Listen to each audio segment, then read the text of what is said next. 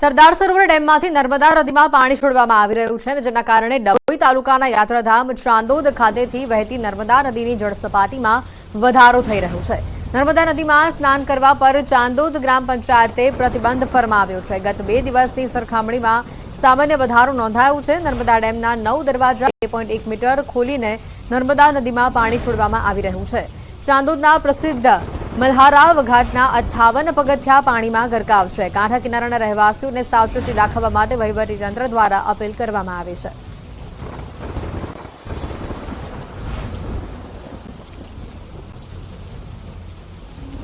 અને હવે વાત મિસ્ટર ઇન્ડિયાની.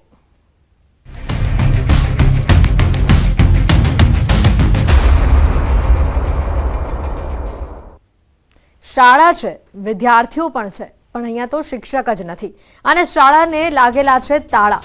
આ દુર્દશા છે કચ્છના એક ગામની. બાળકોને ભણવું છે, પરંતુ તેઓ શિક્ષકની રાહ જોઈ રહ્યા છે. વાત છે ભુજ તાલુકાના પાયરગા ગામની. આ ગામના લોકોએ વારંવાર રજૂઆત કરી, છતાં પણ અહીંયા શિક્ષકો નથી મુકાતા અને જેના કારણે લાંબા સમયથી શાળા બંધ હાલતમાં છે. બાળકો ભણ્યા વગર ટળવળી રહ્યા છે.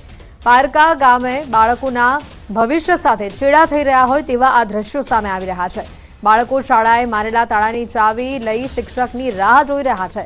શાળા લાંબા સમયથી બંધ હોવાથી સ્થાનિકોએ અનેક વખત રજૂઆતો કરી, પરંતુ શિક્ષણ વિભાગ દ્વારા શિક્ષક આ વિસ્તારમાં આ શાળામાં મૂકવામાં આવતા જ નથી. સ્થાનિકો કહી રહ્યા છે કે આ શાળા કોરોના કાળથી બંધ છે.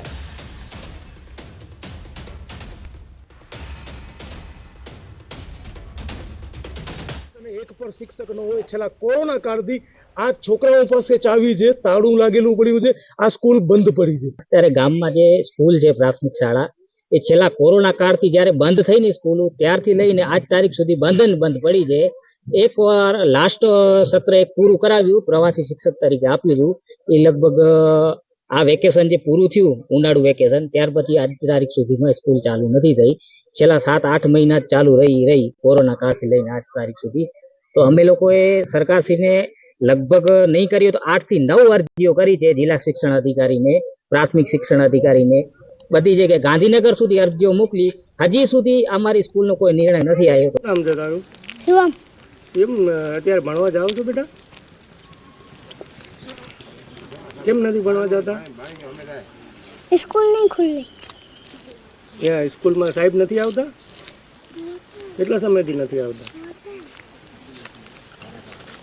વેકેશનથી. સ્કૂલ બંધ પડી છે, હવે ક્યાં જાય? કેટલા સમયથી બંધ છે? કોરોનાથી. કયા ધોરણમાં ભણે? 5મામાં ભણું છું, પણ હવે અહીંયા 7મા સુધી છે, પણ હવે ચાલુ નથી.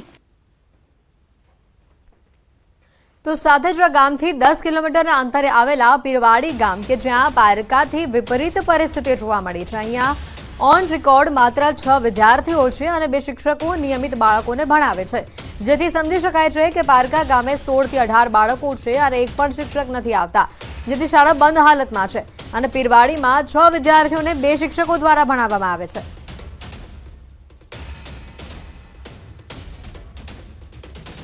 આ તરફ શિક્ષણ વિભાગ અલગ જ રટણ કરી રહ્યું છે. જિલ્લા પ્રાથમિક શિક્ષણ અધિકારીએ જણાવ્યું છે કે પારકામાં પેટા વર્ગમાં ચાલે છે. તેઓ ત્યાં સુધી કહ્યું છે કે પારકાની શાળા રેગ્યુલર શાળા નથી.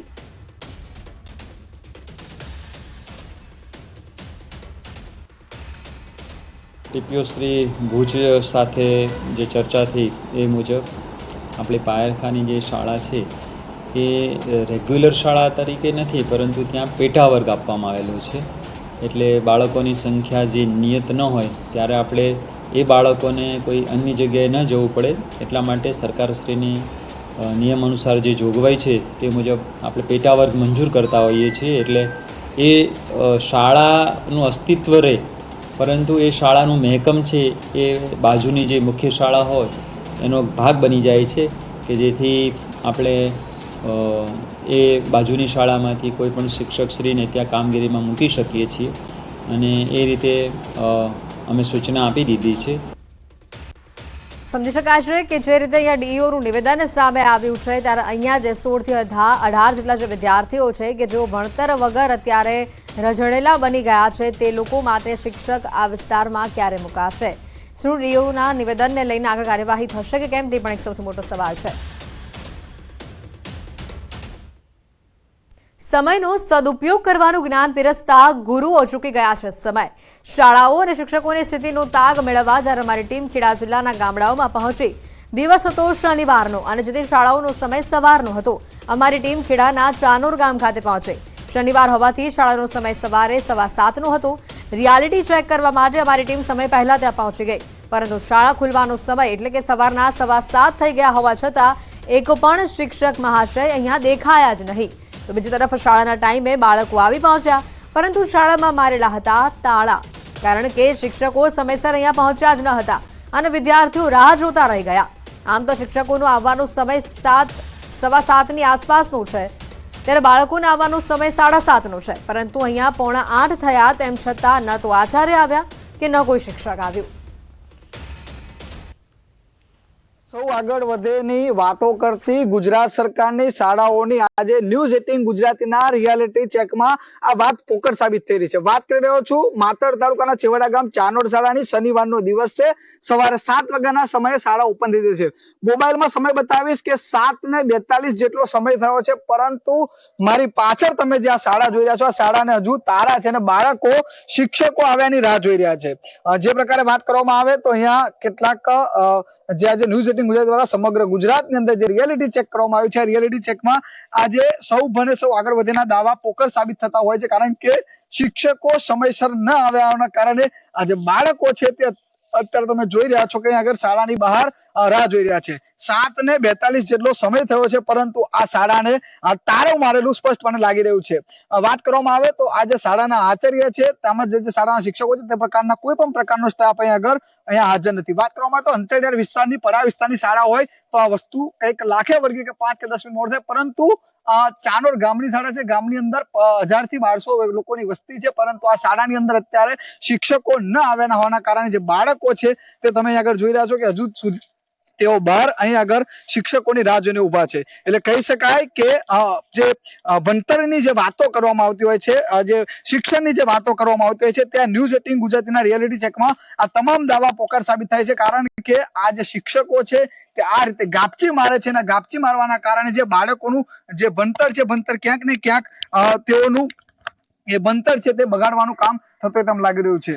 અહીંયા આ બાળકો છે તેમની સાથે વાત કરી તો તેમનું કહેવું છે કે શિક્ષકો કોઈ કારણોસર રોજ મોડા પડતા હોય છે. એટલે કહી શકાય કે ચાનોડ પ્રાથમિક શાળાના જે આચાર્યથી લઈ જે તમામ શિક્ષકો છે તે પોતાની ફરજ બજાવવામાં નિષ્ઠાપૂર્વક કામ નથી કરી રહ્યા તેવું આ ચિત્ર પરથી સ્પષ્ટ થાય છે, કારણ કે 7:45 જેટલો સમય થઈ ગયો છે, પરંતુ હજુ સુધી શાળામાં એક પણ શિક્ષક ફરક્યા નથી.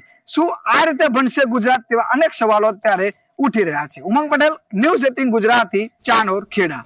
શાળામાં સમયસર શિક્ષકો ન આવતા હોય અને આ અંગે જ્યારે સ્થાનિકોને પૂછવામાં આવ્યું તો તેઓએ ચોમાસાનું બહાનું કાઢ્યું.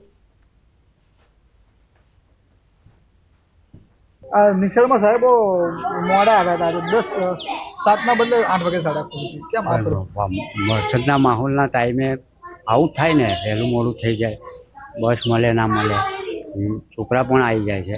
નિશાળમાં સારી રીતે ભણાવે છે, પણ અહીંયા સાહેબોનું કશું વાંક નથી, આમાં ટાઈમસર આવી જાય છે, પણ આ વરસાદના કારણે વહેલું મોડું થઈ જાય છે. પરંતુ અહીંયા સવાલ હવે એ થાય છે કે શિક્ષકોને ચોમાસું નડ્યું, પરંતુ આ વિદ્યાર્થીઓ કઈ રીતે સમયસર પહોંચી ગયા? આ સમગ્ર બહાનાબાજી વચ્ચે આખરે 7:51 એક શિક્ષિકા ત્યાં આવ્યા અને શાળાના તાળા ખોલ્યા. લગભગ 1 કલાકની રાહ જોયા બાદ વિદ્યાર્થીઓને શાળામાં પ્રવેશ મળ્યો.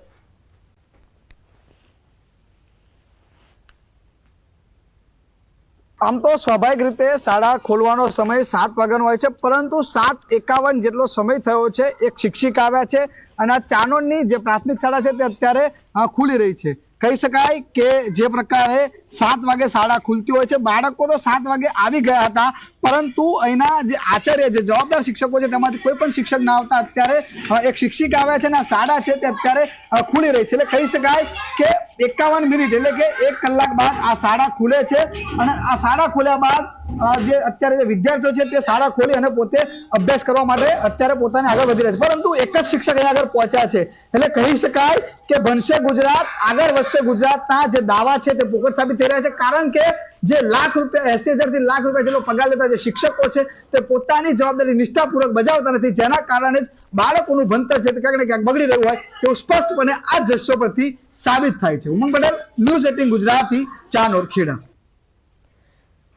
તો આ સમગ્ર મામલે અમારી ટીમ પહોંચી આચાર્ય પાસે. શાળાએ મોડા આવવાના આચાર્યએ આપેલા તુક્કા પણ ખૂબ જ હાસ્યાસ્પદ હતા.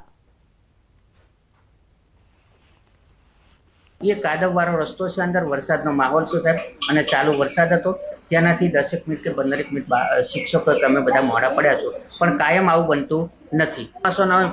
પેલું ડાંગર રોપવાનું એનું કામ ચાલે અને રીંગો મારવાનું ટ્રેક્ટર ઉપર ફરે, કાદવ કિચોડ રસ્તો હોય, બાઈકો સ્લીપ ના મારે, એક્ટિવા કે કોઈ વાહન ટુ વ્હીલર સ્લીપ ના મારે, એના માટે ધીમે ધીમે શિક્ષકોને વરસાદના કારણે થોડું મોડું થયેલ છે અને ફરી આવું ક્યારેય બનવાનું નથી.